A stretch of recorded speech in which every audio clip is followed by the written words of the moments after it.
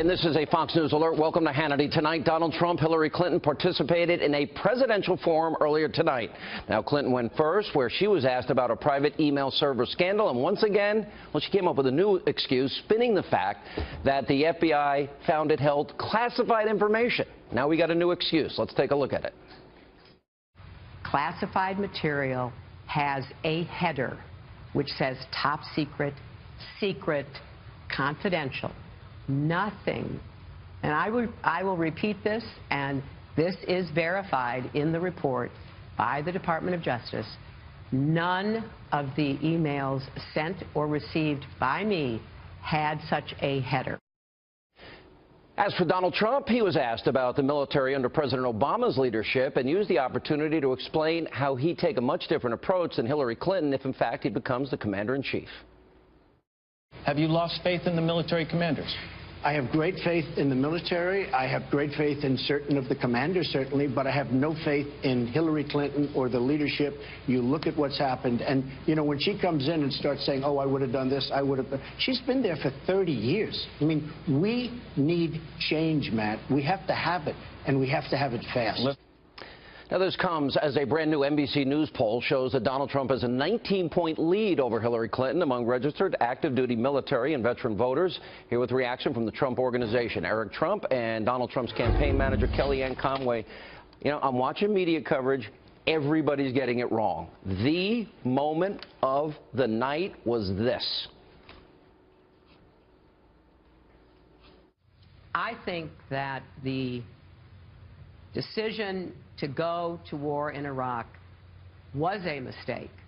And I have said that my voting to give President Bush that authority was, from my perspective, my mistake. I also believe that it is imperative that we learn from the mistakes, like after-action reports are supposed to do. And so we must learn what led us down that path so that it never happens again. She voted for the war. She voted to pull out early. It created a vacuum for ISIS to emerge with the financial backing of the oil that they got out of Iraq. Wow. Okay, Kellyanne, if you are the mother of one of, what, up to 5,000 people that were killed, and here's the woman that wants to be president, oh, I made a mistake. But it's important that we learn from the mistake. You have a dead child. You have a child that lost their limbs, have been disfigured as a result of her decision. Wow. I can't believe that's not front and center on every TV show tonight. But that's not on her. Well, thanks for making it front and center on your show, and thanks for having the Trump campaign here. That's not what's on her mind. What's on her mind right now, Sean, is that she's on the verge of losing 2 consecutive presidential races, in part because of her vote in the war in Iraq. She lost the primary to Barack Obama in 2008, where he pounded her about the war in Iraq vote mercilessly. And now you've got Donald Trump being able to take a superior position to her on this. He's saying, I was against the Iraq war, and I said we should have taken the oil and gotten out of there before we got out of there. And so she doesn't have a lot of ground here. And by the way, it's not like it's just the Iraq war that's part of her Secretary of State and U.S. Senate record. What about Libya? What about Syria? What about the Russia reset? What about Benghazi? And look, I think this election, Sean, we're starting to see it's complex people and very simple ideas. You either are with the 70% of Americans who say, I want to go in a different direction, I want change in leadership, or you're not. You either are with the 30% of America who thinks she tells the truth, or you're not. This is very simple. At 37% of Americans, 37% negative. We're on the wrong track. I think this is key. Eric, I want to get to you in this forum tonight, and very specifically, I made a mistake. 5,000 Americans died, many more injured, then created the vacuum for ISIS. And I know people are critical. Oh, your father was critical of some of the generals. Well, I don't think Obama's listening to the generals. That's a separate issue. But seriously, 5,000 people? Oops, I'm sorry. We've got to learn from it? We're sitting there with General Flynn tonight. It's amazing. I mean, the thing he said, and it was very, very clear, we've been handcuffed. We've been totally handcuffed. We're not allowed to do our jobs. It's no different than the Border Patrol. They've been handcuffed. They can't do their jobs. And it's not just the lives, and the lives are the most tragic thing in the entire world. It is so sad. Thousands and thousands of lives. It's also trillions and trillions and trillions of dollars. And I think my father's point is, what do we have to show for it at this point, Sean? I mean, what do we have to show for it? We have 3, 4, 5 different countries that are in total ruin. We have civil war. We have anarchy. We have ISIS. I mean, you can't flip on the TV anymore without seeing another ISIS attack either in our country or around the world. We have pandemonium in the Middle East. Her foreign policy destroyed the Middle East. It destabilized every single one of those nations, and it's proven to be the absolute disaster. And by the way, we're not even gotten to the Iranian deal, and I thought her answer was pathetically weak because we're enabling the Iranians to spin their centrifuges with our money. They get to partner with Russia for missile defense. They get to build up their conventional arms. Then we've got Benghazi. Let's see, they denied 600 requests for security before. They denied help during because she was worried about what our military rescue team was going to wear. And they changed their uniforms 4 times. And then, of course, the lies afterwards. She told her daughter the truth, the Libyan president the truth. She told the Egyptian prime minister the truth, but she told us a lie. So, to me, there's a lot of things that came out tonight. Now, we learned something new. We got a new excuse. First, of course, we heard that, well, I neither sent nor received anything classified. I neither sent nor received anything marked classified. Now we got a new excuse tonight. Anything marked with a header. The problem is her own staff took away the header that marked it classified, and she's the only person in Washington that doesn't know that C equals classified, especially if there's no A and B before the C. That can't be alphabetical.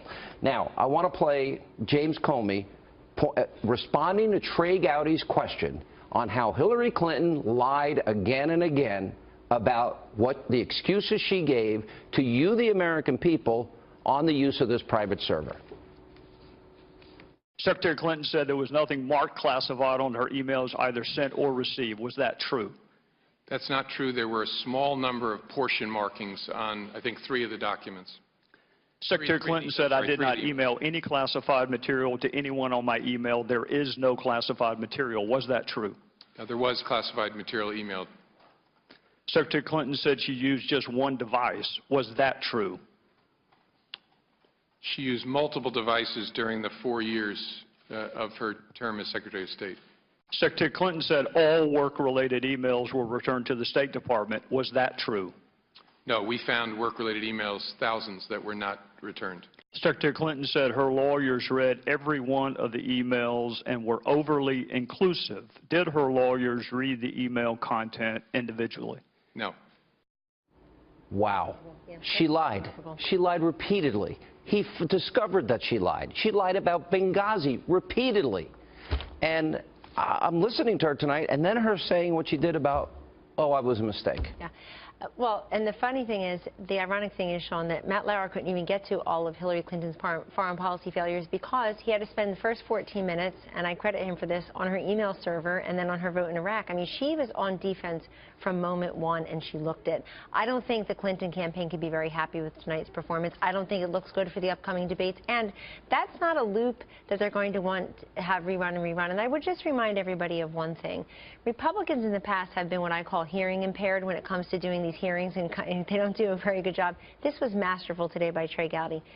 Just lay out the That was a couple of weeks ago. It was masterful. And look, for Jim Comey, I want to remind people, that he's under oath when he testifies in Congress. Why isn't she under oath? Well, she's not under oath when she's at a forum. He's not under oath when he gives a press conference.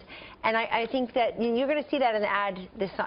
You're going to see that what you saw tonight in an ad this fall. Let me just remind, and I'll get Eric's response to this, because she gave multiple answers as it relates to the email server scandal, and it kept evolving. And tonight we got a new explanation. Let's roll tape. Laws and regulations in effect when I was Secretary of State allowed me to use my email for work. That is undisputed. It clearly wasn't the best choice, and I take responsibility for that decision. I thought it would be easier to carry just one device for my work and for my personal emails instead of 2. iPhone or Android? iPhone. Okay, in full disclosure, BlackBerry. and a BlackBerry. I have an iPad, a mini iPad, an iPhone, and a BlackBerry. I believe I have met all of my responsibilities, and the server will remain private. In order to be as cooperative as possible, we have turned over the server. They can do whatever they want to with the server to figure out what's there or what's not there. But not only did they not clean the server with a cloth, as she glibly told our own Ed Henry, but they actually used bleach pit to make sure, as Trey Gowdy said, that God couldn't find those emails, some 33,000. When you look at the evolution and yet a new excuse tonight, what are your thoughts? Listen, I'm a civilian, and I just think the American people deserve a lot better than this. I mean, it's disgusting. You see that whole train. You see the lies. You see the deception. You see the lies to Congress. You see the lies to the Department of Justice. Right? I mean, it's really disgusting. The American people deserve better than Sean. I think that's exactly why my father's running. You know, I mean, you see the corruption down in Washington. You see the amount of money that the Hillary Clinton, that the Clinton Foundation took in, the amount of money that they've profited off of government. American people. I've never seen anyone enrich themselves than this kind of behavior. Well, what are your other takeaways here? Because on Libya, it got short shrift in a little bit, because before there was 600 requests. During, she was arguing about what our rescuers should be wearing, and after were the lies. Then it's the Iranian deal. Then it's her answer on the VA.